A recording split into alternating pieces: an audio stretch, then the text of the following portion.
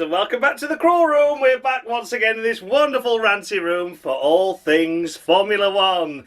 So the Italian Grand Prix has come to a close, and my oh my oh my, what a great race that was. Not only was it an interesting battle and different strategies up there at the front for the lead, but you also had some great midfield battles as well. It was a really interesting race. Really good, really exciting. I knew it was one of the fastest F1 races in F1 history as well, of course, with there being no yellow flags or safety car interventions. But it did go by really fast as well, didn't it? It was so exciting. It was really great to watch. And yeah, it was just a massive, just a nice relief and great to see a Ferrari win in front of the Tifosi. So if you've never seen this series before, I award the drivers out a maximum of 10 points based on their overall race weekend's performance, and I go all the way down to 0 if they have a particularly bad one. Take a look out for bonus points though. They're sometimes enough for some drivers to do something extra special during a race, and on the rare occasion I do award minus points to those drivers to do something extra special, but for all the wrong reasons. So let's take a look at the current Crawl Room standings then going into this episode. It's on the screen now for you to take a look at. Have a look and see where your favourite driver is going into this episode, and based on this race weekend's performance, can you see them going up? Can you see them going down? There was a lot of interesting, exciting battles out there. Some got a little bit over the limit, didn't there? Some drivers issued penalties, etc. during the race, which we'll all cover when we come to that respective driver. But yes, there was certainly a lot of interesting battles and racing going on there. So yeah, let's see how right or wrongly I got the scores. And let's take a look at the team wall as well while we're here. Take a look at the team constructors standings. These, of course, are awarded by the drivers that have scored the points, so their tallies are added up to form the team standings. But I can manipulate this separately. I can add bonus points, I can take points off, and as you can see there's already a list of growing tally of points there on the right-hand side of minus points. Those points haven't yet been deducted. They will be deducted at the end of the season when we will crown the team's champion. So always keep an eye on the right-hand side there for the disqualifications, because those are the ones that are going to be playing the all-important part come the end.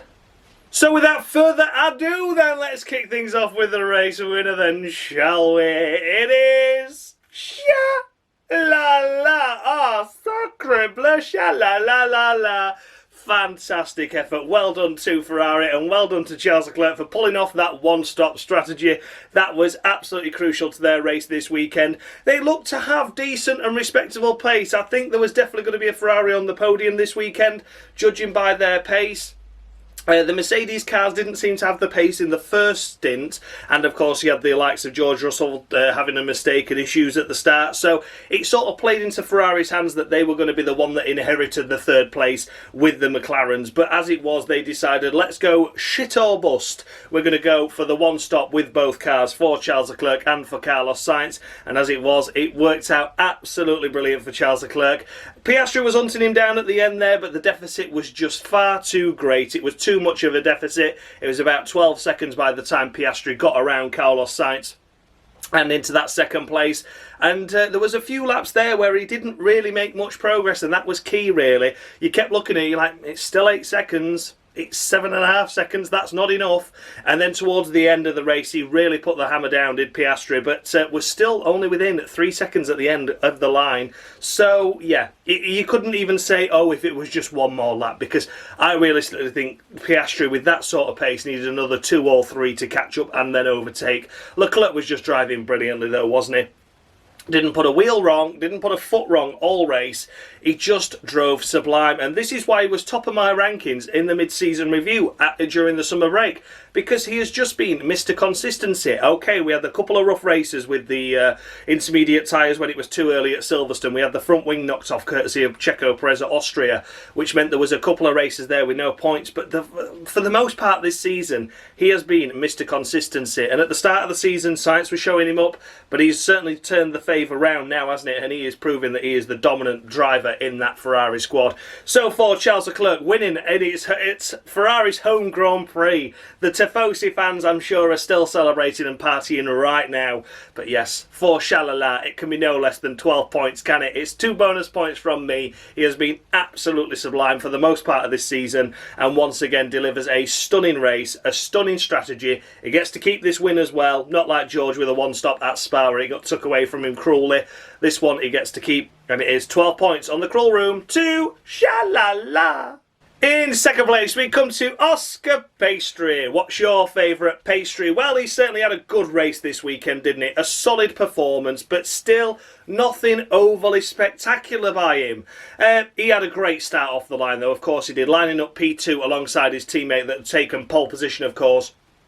They played a fantastic team game down into that first chicane to ensure that it was a McLaren either side, so no one was getting through or around them. But then when it came to the second chicane, oh no, Piastri had other ideas and went around the outside of Lando Norris. Superb move, absolutely superb. Lando Norris almost spun in true Vettel style there a few years back, but he didn't, he held on to it. But nonetheless, that put Piastri into the lead and was then the dominant McLaren driver from that point on.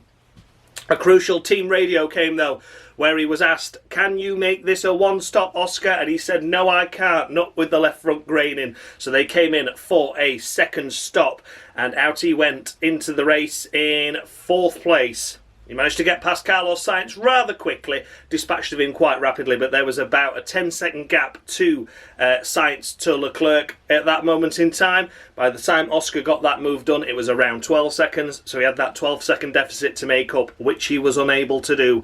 Closed it to within 2.5-3 seconds come the flag, but realistically still needed a minimum of another 2 laps before he would have got past him. So it wasn't like he just ran out of time by the skin of his teeth. There was still a lot more pace in that Ferrari to fend Oscar off for a little bit longer. And Oscar Piastri this weekend did a great job, showed his teammate up, which was you know, quite nice in my eyes anyway. But yeah, you know, Oscar this weekend has done a really good job. P2, okay, missed out on pole position, but did a great launch off the line, defended well. The McLaren strategy clearly into turn 1 was literally just make the cars as wide as you can, go in side by side and make sure no cars can get around you. They did that, but then they were free to fight at the second chicane. It was Oscar that came out on top, but it was that crucial radio message. He couldn't make the left front last with the graining he was sustaining, so went for that 2-stop, and that ultimately cost him the win. So it is 8 points on the board to Oscar Piastri this weekend. A great drive, don't want to discredit it too much. He had a fantastic opportunity to win the race there, but obviously that McLaren car was set up a little bit more grippy, downforcey, and clearly grained the tyres a little bit more than they would have liked. So Oscar felt that the 2-stop was an absolute necessary decision to make. Maybe he'll look back and rue it and think maybe I could have done a 1-stop, but then it could have just punctured and it could have been no points at all. So 8 points to Oscar, a solid race this weekend. Wasn't the win he deserved. In third place, we come to Lando Norris in the second of the McLarens. Mr. Bottle Job does it again, doesn't he? Ah, fucking hell, Lando. Again, another perfect opportunity because everyone thinks this championship's on tenterhooks now. Oh my god, Lando could win this. Oh, all the 8 races left. Oh, he's going to win, he's on pole. Oh god, and Max is all the way down in 7th. It could take huge points out of him. Well, he took hardly fuck all out in the end, did he? I mean, come off it. Like, this is just ridiculous now. Pole position, again, great off the line, perfect. And then at the second chicane, got caught out by Oscar, nearly binned it, dropped to 3rd, Leclerc went through, and then he was playing catch-up all that race. He was stuck behind Leclerc for ages. Then they managed to leapfrog Leclerc in the pit stops with the undercut. Fantastic, well done. Then he was 2nd, then he had to do a 2-stop anyway, then he came out 4th, and then he only ended up 3rd. It was a shame. There was mistakes during that race as well, where he was going off and going wide and losing time to Oscar. And he's lucky he's not got an of the week, to be honest, because it was just frustrating to watch. Once again, he's lost his head in a prime position, because if this championship is fully on in the driver's standings, then Lando should have won today. There's no excuse for that. McLaren once again had the fastest car and they fucked it up. They totally fucked it up. And, you know, Verstappen only recovered to 6th. That's 8 points. He could have took 25 out and made a massive hole in that championship, and then you think, okay, maybe it is on.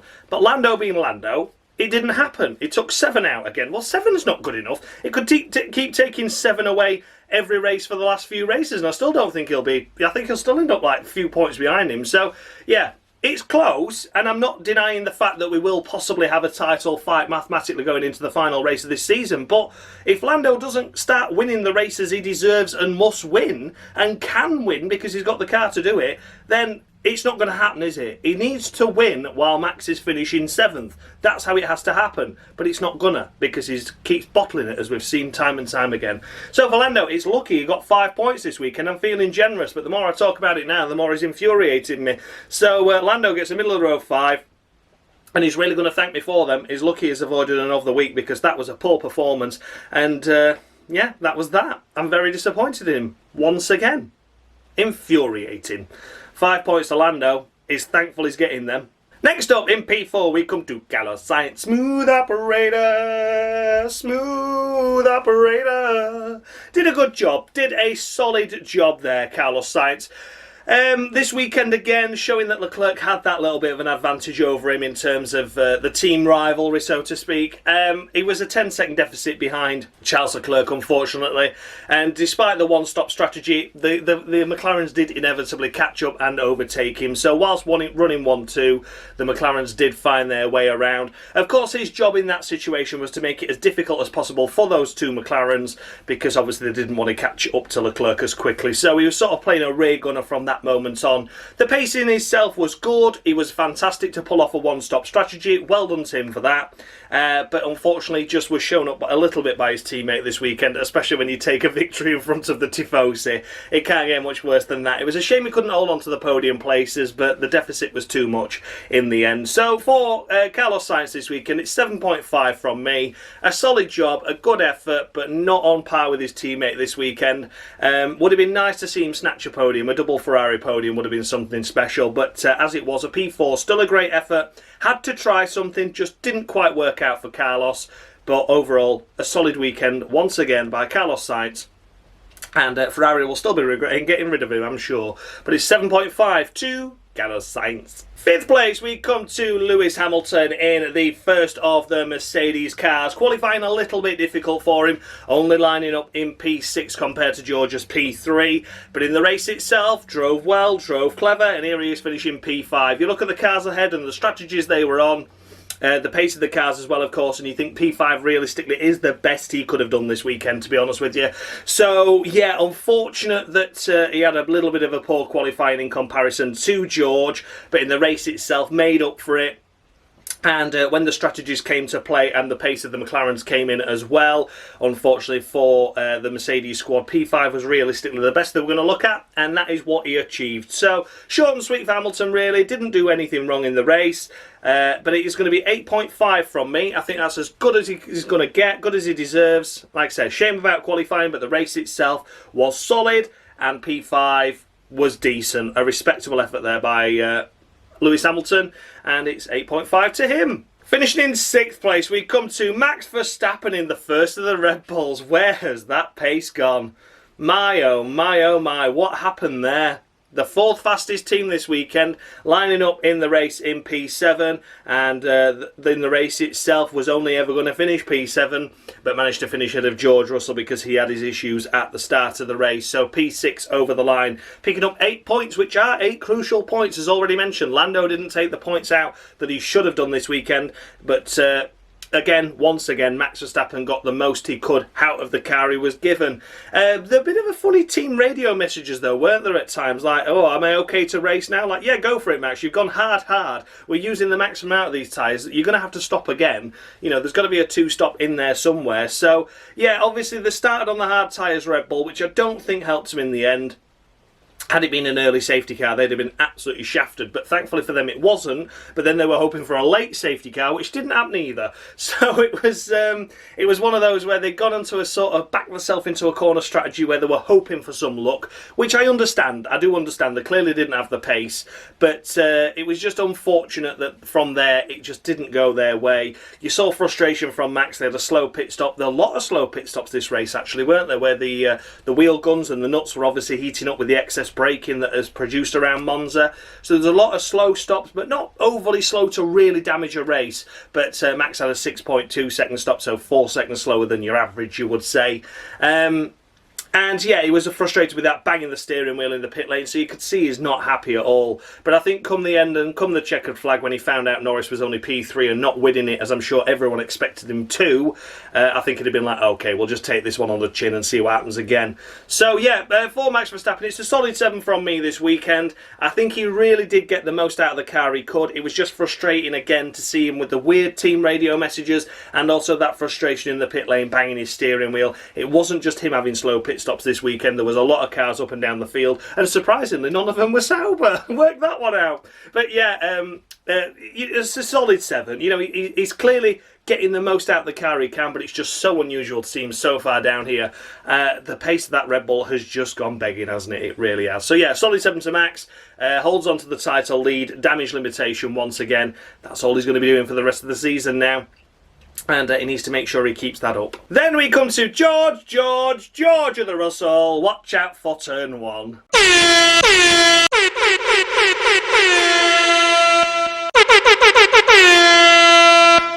Oh, blimey, it's a bird. Hang on. In 1992, I competed in 3 Formula 1 race weekends before being dropped. To this day, I'm the last female to take part in 4 Formula 1 race weekends. To put it into perspective, the moaning Yorkshireman wasn't even born yet, and he's an old biddy now. Ah!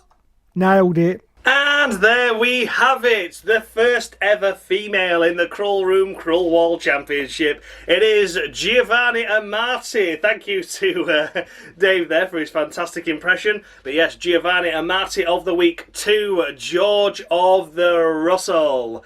It had to be, didn't it? That turn 1 was where it all came wrong. Great qualifying P3, stunning effort. Mercedes would have been looking from a podium at that point, and he just got it wrong into turn 1. Just got caught out by them 2 McLarens going side by side and not really fighting each other. No one trying to outbrake or, you know, undercut each other or trying to go around the outside. They just stayed line astern, like, yep, we're slowing down together, we're driving round together, thank you very much. He got caught out. Locked his wheel up, had to turn sharp left towards the wall, then got a wheel on the grass, then he snapped the car, then he went down the escape road, plummeted down to 7th or 8th, didn't he? In between the 2 Red Bulls.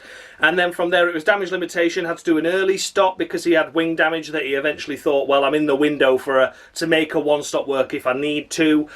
So we'll pit now. Lost obviously time there, around 10 seconds obviously to change the wing. So it was a long and drawn-out race, and then P7 in the end was realistically the best he was going to get out of it. He couldn't quite get past Max at the end, and he was lucky to get into the points really, but that's such a the pace of the top 4 teams in comparison to everyone else. So he only really finished ahead of Perez that he should have maybe finished behind after that. But we don't really know or talk about Perez these days, do we? But yeah, for George of the Russell, it has to be an of the week to him, throwing away a fantastic qualifying opportunity. And maybe, just maybe, if the likes of George were up there, if Hamilton hadn't had such a poor qualifying, that could have put the Ferraris under pressure. Maybe that would have forced the Ferraris to do a 2-stop. Maybe it would have forced the McLarens to do a 1-stop. Maybe Mercedes would have tried the 1-stop. There was a lot of options there that could have played out had the Mercedes had a better qualifying and had George not bottled it at the start. So, yeah, it was a lot of what could have been this race weekend for George of the Russell in particular. A great qualifying performance, let down by the start, damage limitation from there, recovered to 7th. It's okay, but it has to be an of the week worthy because he threw away what could have been a potential podium. Maybe a potential win had they gone for the one-stop strategy up there when they were fighting with the likes of the McLarens and the Ferraris. But we're never going to know. We're never going to know. So it is an of the week to George of the Russell. Next up we come to Sergio Perez, disqualified on the Crawl Room anyway, and has been for a number of races now. Don't really talk about his race, but when his teammates P7 in qualifying, he's P8, and in the race when he's P8 and his teammates P6, he couldn't have really done much more, could he? But we're still not going to talk about it any more than that. It's just that he is now picking up the points he's expected to. It's just unfortunate that at the start of the season, when Max was winning the races, he was only finishing P7 and P8 then, if he was in the points at all. So yeah, he's sort of caught Max up now, but that's only as a result of the Red Bull falling back, I feel. For the most part, he's been fairly useless. So yeah, we don't talk about it any more than that. We'll move on to the next driver. Securing ninth place and picking up a couple of points, it is Alex Albon in the Williams, his third P9 finish of the season. It was well fought, it was well deserved, and well done to Alex Albon and the Williams squad, securing another couple of points at a circuit that they have been known to go well at. He qualified himself in P9 and here he is finishing in P9. Unfortunately, the second stage of that race for him, it wasn't going well, was it? You could see the deficit. Basically, he only inherits P9 here as a result of Kevin Magnussen's 10-second time penalty, of which he finished 9 seconds behind him. So it was lucky that penalty was in place, otherwise he would have been P10 this race. Having said that, it was still a mighty effort, but the Williams squad went for that one-stop option, and you could see towards the end of that stint, that car was really struggling. He was losing something like a second a lap over Kevin Magnussen. You could see the deficit growing and growing, and you could see Alonso closing and closing, who had gone for a late second stop in that race. So it looked like it was all going to come undone for Alex. He was going to slip more than 10 seconds away from Kevin Magnussen, and then probably have the double whammy of Alonso managing to catch up and overtake him as well, to take him fully out the points. But as it was, he just managed to hang on and just managed to get what he deserved, which was the P9 finish in the end, and didn't get overtaken by Alonso. It's a great effort for Alex Albon this weekend, and for me personally, it's going to be a solid 8 on the board for him. I don't really think there was much more he could have done this weekend. P9 was the best he was going to get out of qualifying, absolutely. Finishing ahead of Hulkenberg was a great effort in that Q3 session, and in the race itself, consistently drove within inside that top 10. It was just that the car and himself chewed those hard compound tyres up just that little bit too much towards the end there, and made it very squeaky bum time for the Williams squad, because it looked at one stage, the pace that he was dropping off from the back of Kevin Magnussen, that they were going to get overtaken by Alonso and then not be within the 10-second window and lose everything that they'd fought so hard for. I'm sure obviously they'll work out the limitations with that Williams car and work out what actually went wrong and why it chewed its tyres up more than the others that also did one stops. But it was great to see him secure another P9 finish for the Williams squad. Realistically, ninth in the standings is the best they're going to get at the moment. If they can keep up scoring regular points, though, then maybe they can chip the gap away to Alpine. But with 8 races left, the 7 points behind deficit, there's a lot of points finishes that they've got to get, or one really strong result before they can overhaul it. I hope it happens, but realistically, they're just gapping themselves above Sauber now, just in case they ever get a crazy race and finish into the points. So, yeah, great result by Alex. It's a shame that last stint didn't quite go to plan, but nonetheless, ended up with the best result possible of P9. A solid 8 to Alex Albon. Securing a P10 and the final points paying position, we come to Kevin Magnussen in the Haas. Nope, there's no of the week. Of course there's no of the week to Kevin Magnussen, because that was a mighty drive. What a fantastic effort by Kevin Magnussen to overcome a 10-second time deficit and still finish inside the points. People are going to really slate me for this and say, oh my god, you're just a Haas bummer and you just love Kevin Magnussen. But I think he has been done the dirty this weekend, absolutely. And you only have to look at Daniel Ricciardo's penalty to prove he's been done the dirty. Daniel Ricciardo at the start of the race didn't bother looking in his mirrors and seeing Nico Hulkenberg was on his outside and shoved him off the track at a high-speed corner with no runoff areas. It was lucky it wasn't a big accident. That's a 5-second time penalty and no penalty points to your licence. Whilst in combat, Kevin Magnussen, working his way through the field after a great start initially to launch himself into P12, tried to get around Gasly at the start of the second chicane. He came in around there, just behind the front wheel of Pierre Gasly. He locked up, unfortunately, as he was getting a little bit squeezed towards the sausage curb on the inside. Didn't want to hit that, so he locked up, went a little bit straighter than he wanted to. Gasly turned in, made a slight bit of contact. Gasly went down the runoff area. Kevin Magnussen continued behind Pierre Gasly. No lasting advantage was gained. No damage to either car happened. Pierre Gasly says it was incredibly harsh. It was just a racing move that didn't quite work out. I feel for Kevin Magnussen. I don't think he should have been given that penalty. And here we are with the FIA awarding him a 10-second time penalty and 2 penalty points on his licence, which is just disgusting, isn't it? So you've got an attempted murder by Daniel Ricciardo, who's fucking useless, didn't look in his mirrors, and then we saw a genuine attempt at an overtake where the move was on and would have been on. It's just he unfortunately locked up a front right tyre whilst getting squeezed, which is racing. It's fair enough. I'm not trying to put the blame on Gasly. but there was loads of runoff. It was at a relatively slow speed. No damage was sustained. No advantage was gained. That's racing. And Kevin Magnussen this season, this is where I'm going to stick up for him, but then also shove him under the bus. So bear with me.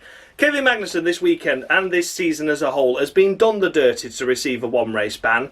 We saw the likes of him cutting a corner at Miami, gaining him a 10-second time penalty and 2 points in the sprint race so he could try and keep within the DRS of his teammate so that Hulkenberg could keep the points.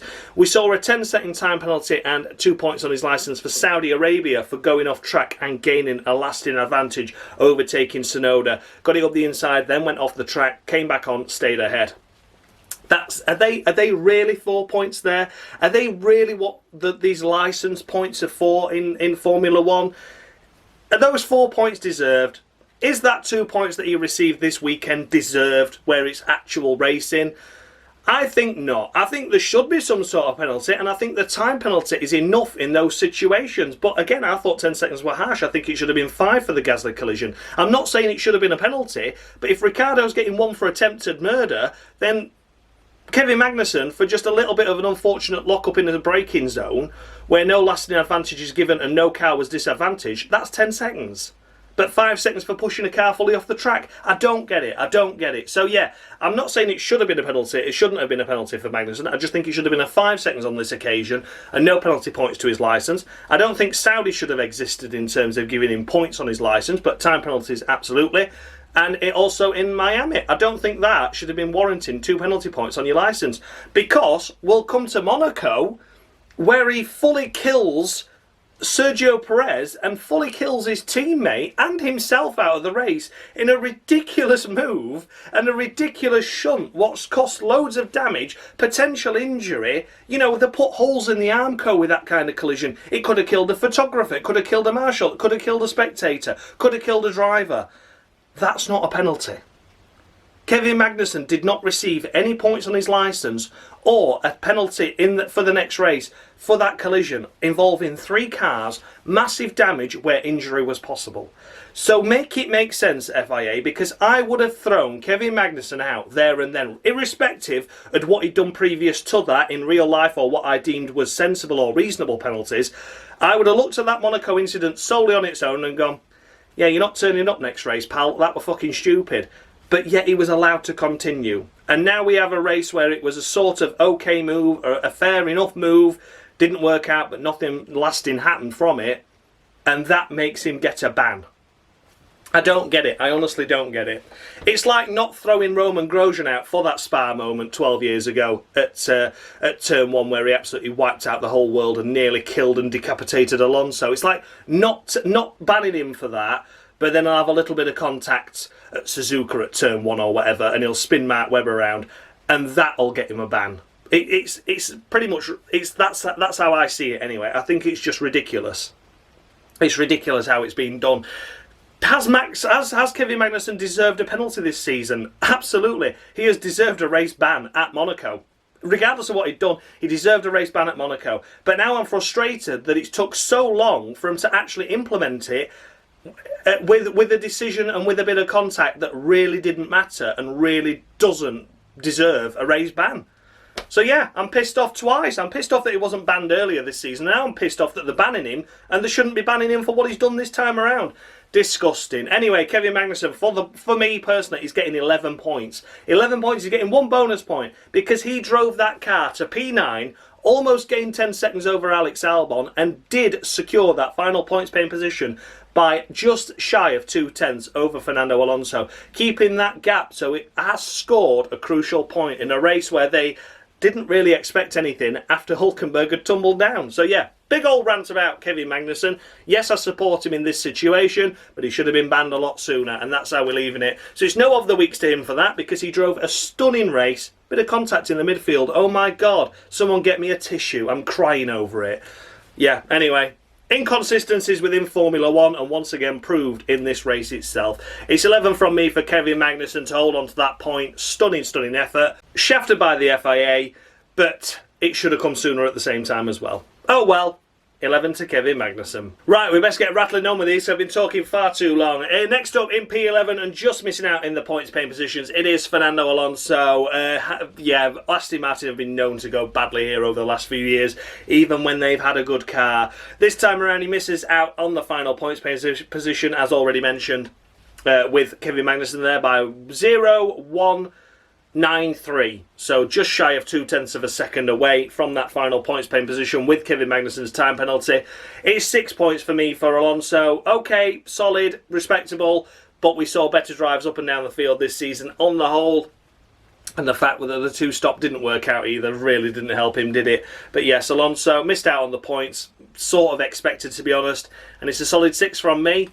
For Fernando Alonso. Finishing in a very, very, very respectable 12th place, we come to Franco Colapinto in the Williams, the debutant for the Williams squad, replacing Logan Sargent. He did a great job this weekend. Solid, solid, solid is all I can say. Unfortunate to make that mistake in Q1 to mean that he was out in P18, but Logan Sargent would have been behind Valtteri Bottas in qualifying had it been him, so he'd already got one extra place. But yeah, less than a tenth away from getting into Q2 on his first effort is a respectable effort, and we know why he didn't because of that mistake. I think he could have squeezed a lap time in that certainly would have improved the P18 grid spot, if not scrape into Q2 as it was. And in the race itself, did really, really well. Did a good move on Gasly, was in a nice little gaggle with the likes of Ricciardo, and who else was it fighting and fending off with as well? There was Ocon up there, wasn't there? There was Stroll. He was fighting with them all and was ahead of most of them for the most part. And here he is finishing 12th place, where there was only one actual retirement in the race. I think that's a very good effort. We know the Williams car goes well around here, but for a debutant in a Williams car that has been proven to be a little bit erratic and inconsistent this weekend and this season as a whole, I think he's done a solid job. So for me, for Franco, it's 7 points. 7 points to Franco for me. I think he's done a great job.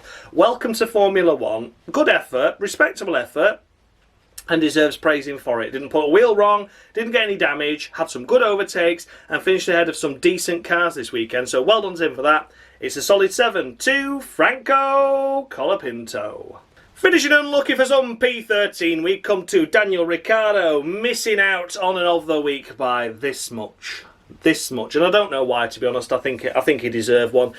Forcing off Hulkenberg at the start, attempted murder, but it's okay. It's only 5 seconds for that. And don't worry about any points on your licence, Danny Rick, because you're a merchant, you, for Formula One. You've got a big spicy name there. Oh, it's okay. We'll baby you. We'll look after you, Danny Rick. We'll look after you. It's okay.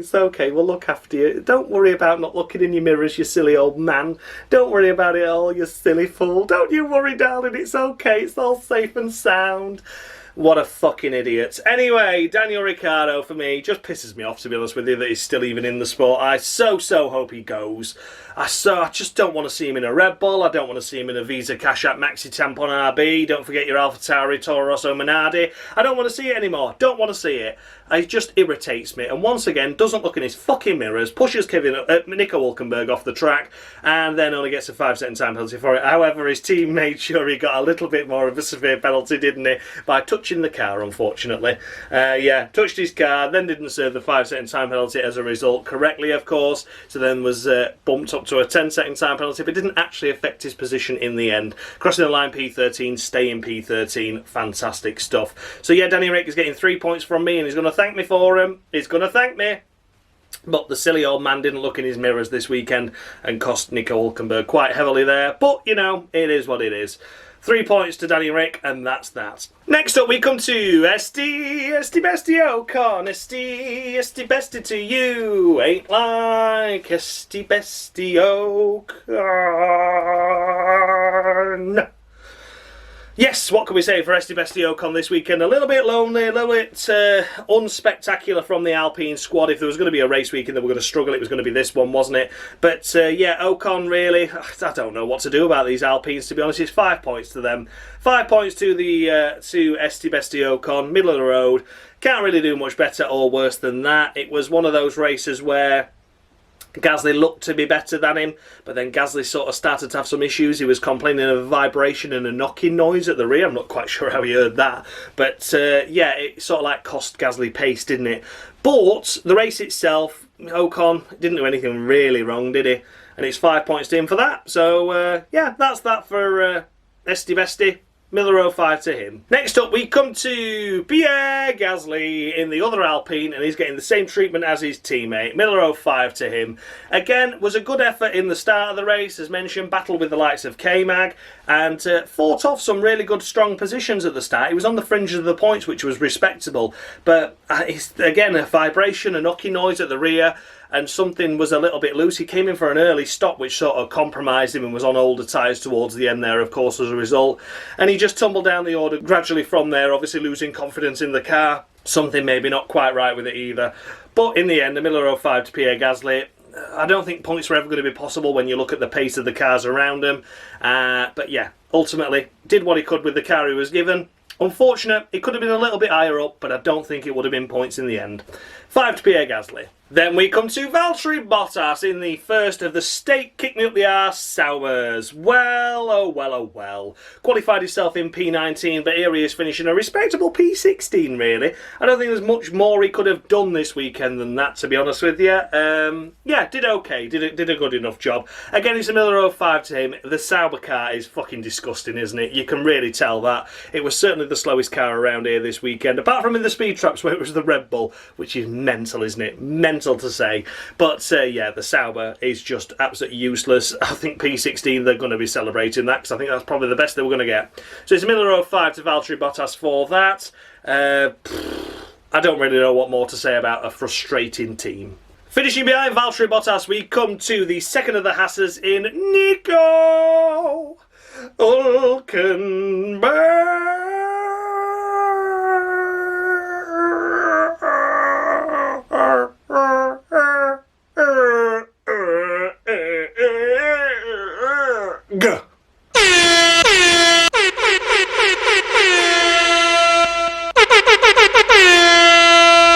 I have lived an unbelievably crazy life. Things I'm unable to talk about on the crawl room, but just look up my name on Wikipedia. You're in for a shock. I promise it's not an OnlyFans.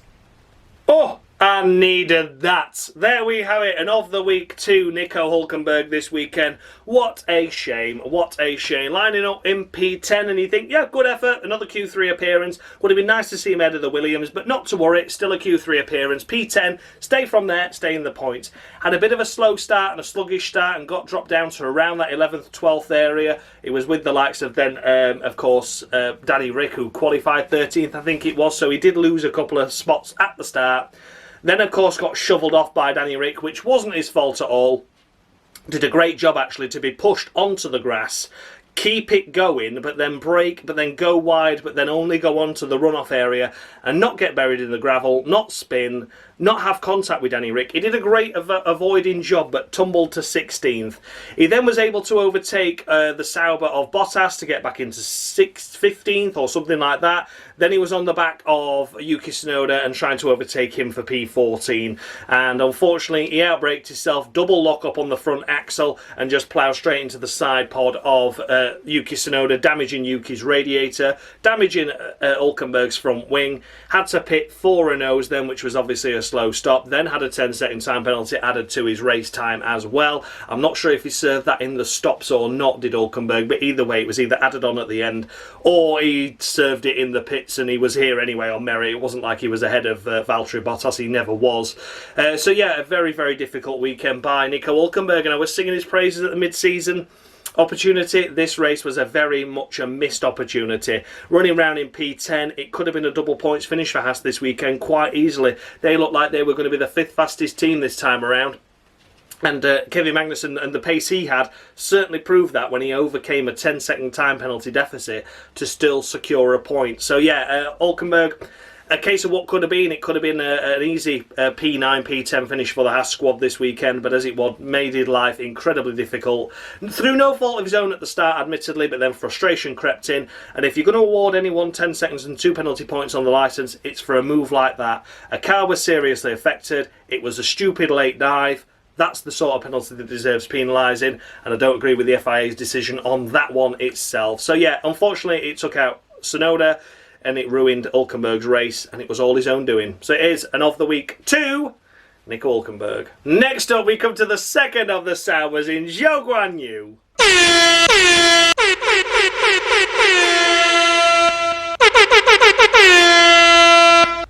Hey, hey, hey, you've been disqualified, you bastard. And there we have it. He's been disqualified. Long overdue, but it's finally happened to Zhou Guanyu. There you go. I was a poet and I didn't know it. I can make a rhyme anytime. There you go. He's out of here, Zhou Guanyu. Get the fuck out of here. Unfortunately for him, he's just absolutely diabolical, isn't it? He is diabolical, and that is the end of that. So yeah, no pace whatsoever. Lining up on the back row of the grid. Didn't see anything of him all race. And yeah, the team's embarrassing, but he's making it look a lot worse than it is. Is it ever going to be points for that team? Well, not realistically, but at least Valtteri Bottas is finishing ahead of some cars, whereas Zhou Guanyu only finishes ahead of those that have been heavily compromised during the race itself, or are retirements. There's no in-between for Zhou Guanyu. So yeah, very disappointing effort once again by Zhou Guanyu. Cannot escape my wrath any longer, and he has been disqualified and chucked out of here on the cruel room. So just as we got rid of Logan Sargent and replaced him with Colapinto, another disqualified driver has been added to that pile to keep the tally at 3, which is nice, isn't it? It's nice, very nice. So yeah, there you go. Zhou Guanyu. It is an of the week and a disqualification, obviously, for him for that, once again, piss-poor performance. Then we come to Lance Stroll, the last of the runners in the Aston Martin. And yes, I disqualified him a little bit harshly, some would say, last time out at Zandvoort. And this is the reason why, because he's absolutely shite, isn't he? And he's proved it to me. He has proved that he deserved to be disqualified. And if he wasn't disqualified in Zandvoort, he certainly would have been disqualified now. But yes, absolutely shite performance this weekend. Out in Q1. Yeah, I already said with Alonso, the car didn't have the pace, but it certainly didn't deserve to be knocked out in Q1. It certainly didn't deserve to be behind the likes of Franco Colapinto in the Williams, or behind some of the Saubers at start, particularly with Valtteri Bottas. So yeah, very poor performance once again by him. And in the end, on the last lap, he decided, or second to last lap, he was going to pit for soft tyres just to snatch the fastest lap point away from Max Verstappen. And then Lando Norris went and got it anyway. So it didn't even work. So he ended up dropping a few places to finish down here, last of the runners, and he didn't even get that fastest lap. Not that he got a point anyway, I think they were just trying to take it off someone else. But yeah, it didn't work out, did it? So yeah, unlucky for Lance Stroll. Disqualified on the cruel room anyway, and people thought he was harsh last time out. Well, he's just got to prove me right, hasn't he? So yes, Lance Stroll. I never put a healthy dog down, but I certainly put a Lance Stroll down in the cruel room standings when he's doing absolutely shite. But I put him down before he suffered. You need to remember that, everyone. I had Stroll's best interests at heart. Disqualification anyway to Lance Stroll, and this race proves it. And then we come to Yuki Tsunoda, sadly the only retirement on this list for him in the Visa Cash App RB Maxi Tampon buy one get one free. Don't forget your Alpha Tauri, your Toro Rosso, your Minardi. There you go. I'll be singing that in my sleep at one point. But yeah, Yuki Tsunoda this weekend, too early to really see what he was going to do. Out qualified by Ricciardo though, so it's 3 points on the board to him. Maximum retirement can get his 5, of course, so he's getting 3 out of 5. I think that's fair based on the little laps we saw of him. Certainly didn't deserve to be taken out or punted off like he did, but would it have been points? I doubt it. I very much doubt it. So yeah, 3-2 Yuki Tsunoda.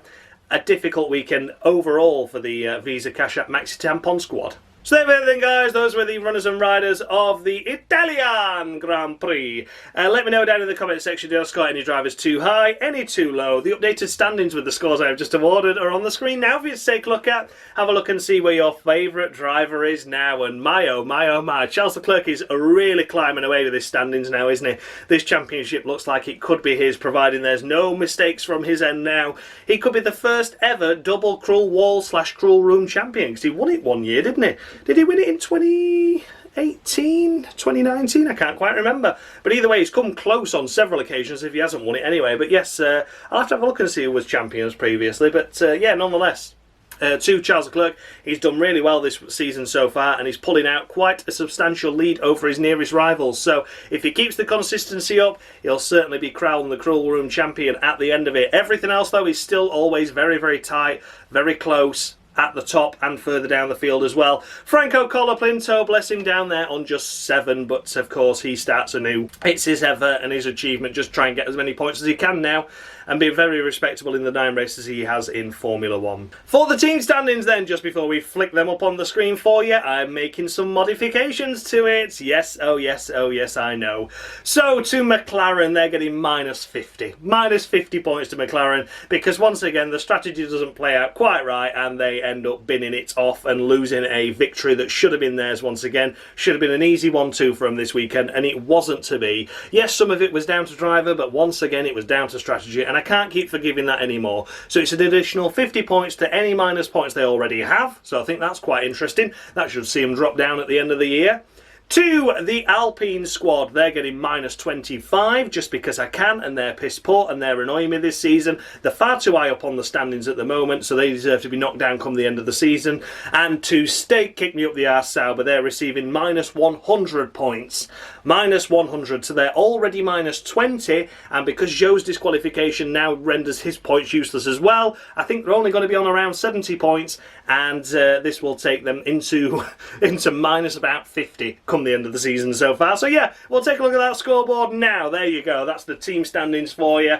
So as you can see, those points haven't yet been deducted, but they will be at the end of the season. So always keep that in mind when you look at those standings, because those teams will come tumbling down at the end of the season, and some of them are looking like they're going to be on minus points. Fantastic stuff.